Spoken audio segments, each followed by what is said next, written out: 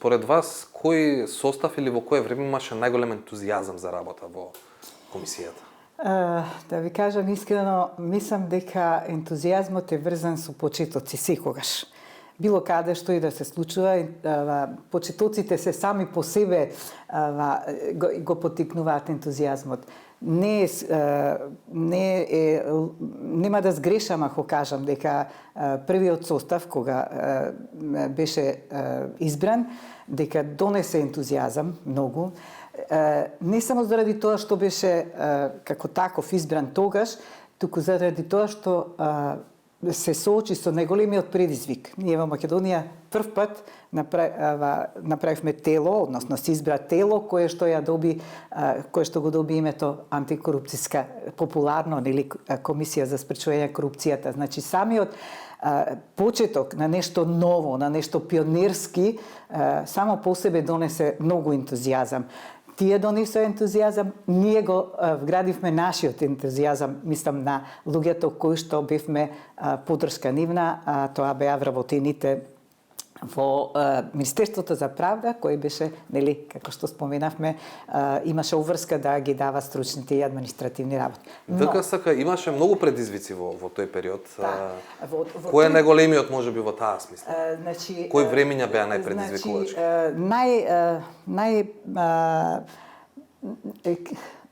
Не знам како ни да ги именувам посебно, а да не го споменам контекстот на севкупните состојби во државата.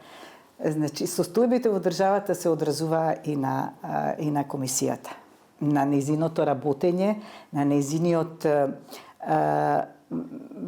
пристап кон извршувањето на своите надлежности.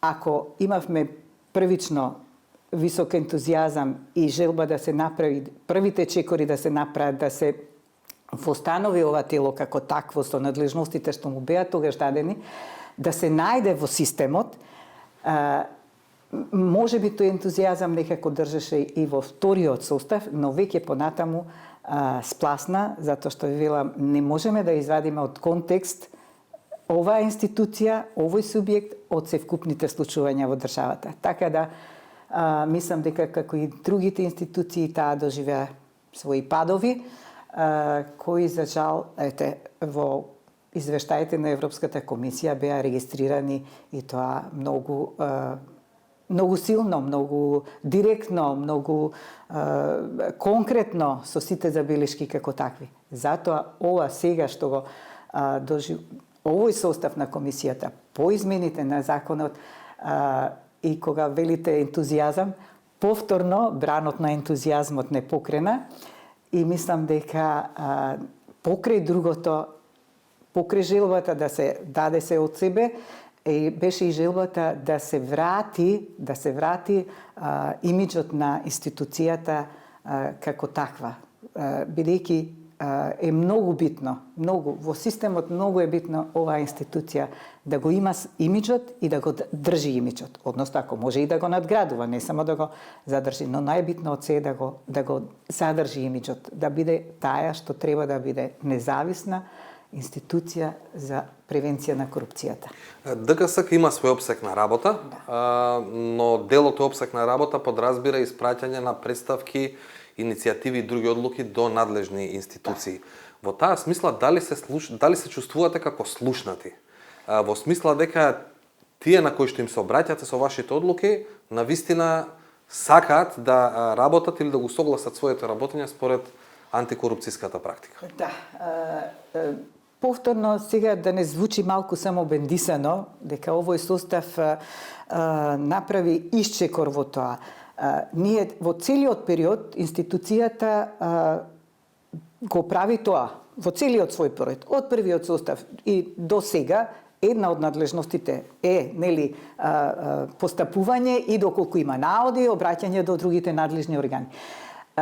Како да кажам, одразот на тоа што беше во одредени периоди институцијата, таков беше и одговорот од другите институции. Значи, имавме периоди кога имаше игнорантски однос кон институцијата, имаше однос кој што, ако сакаат ке одговорат, ако сакаат ке бидат во комуникација. Она што настана како пресврт е во овој во овој период од нашиот избор е ставот дека ние не запираме во намерата да ги вратиме и да ги одржиме односите со сите институции како што треба. Затоа што ништо не правите во антикорупцијската борба и превенцијата на корупцијата ако сите во системот не постапуваат согласно своите надлежности. Така да можам да кажам дека има радикален исчекор во релациите со институциите. Промптно се одговара, промптно се соработува. Обично новинарите имаат, вие како Фела имате обичај да го коментирате тоа, се испраќаат до обвинителството. Не, јас не го доживувам така тоа, затоа што не значи дека и ние сме ги утврдиле сите факти. Ние само имаме сомневања.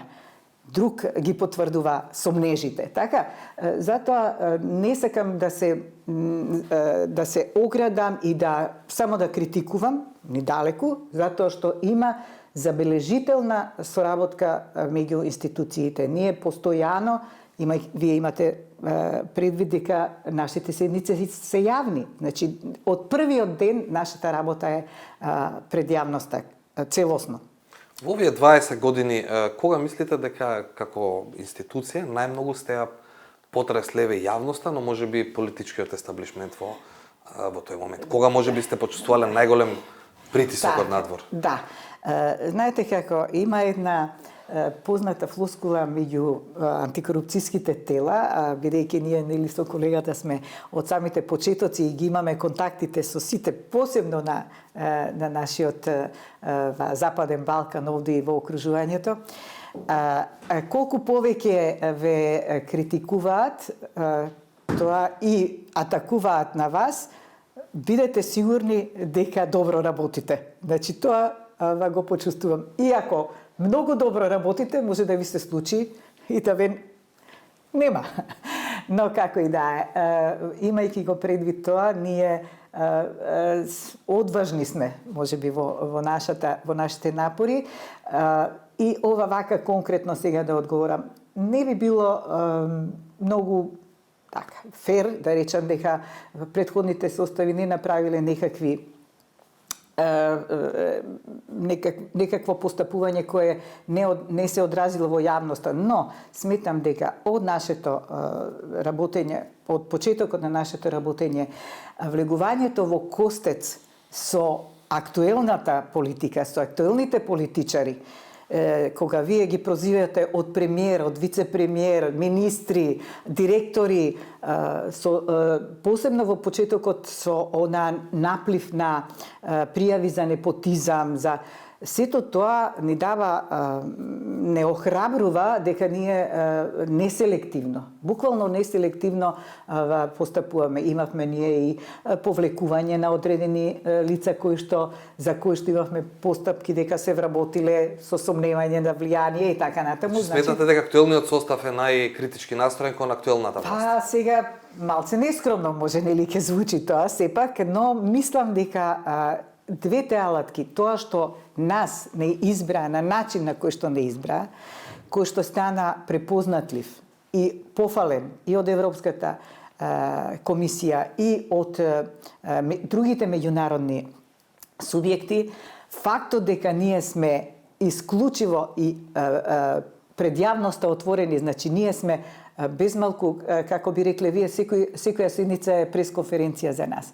Тоа не прави и храбри и ни ја гради довербата кај граѓаните. Значи, вие ако постојано слушате дека како ќе ви се обратат со писмено или устно и ќе ви речат само уште во вас веруваме, пак ќе речам, не треба тоа само да не крене и ловорики да ставиме на нашите рамења, туку е уште поголема одговорност ако постојано и често го слушате тоа дека уште вас ви веруваме. Така да сепак ќе речам нескромно, но мислам дека ова работата на овој состав ќе остави одраз и мислам дека ќе биде репер за следните состави. Нема да им биде лесно да го продолжат патот. Со една резерва го кажувам тоа. Кога ќе погледнете 20 години наназад, дали сметате дека професионално се реализиравте или дека беше тоа потрошено време? На крај на мојот работен век, јас сум сепак најстара овдека, знаете како, кога ќе си речете ја остварив целта, ја постигнав мисијата, ја остварив својата мисија и со најголемо задоволство се што направив, оваа институција го направив со огромен ентузијазам, желба, професионалност, стручност и оставив, се надевам, оставив кај колегите кои што со текот на годините ги градевме или како секретаријат, дека оставив многу од своето знаење, од своето искуство. Затоа со задоволство ќе го завршам својата професионална кариера со многу позитивни чувства кон оваа институција. Знаете како новороденче кое што сте го израснале до 20 години. Благодарам. Благодариме на вас.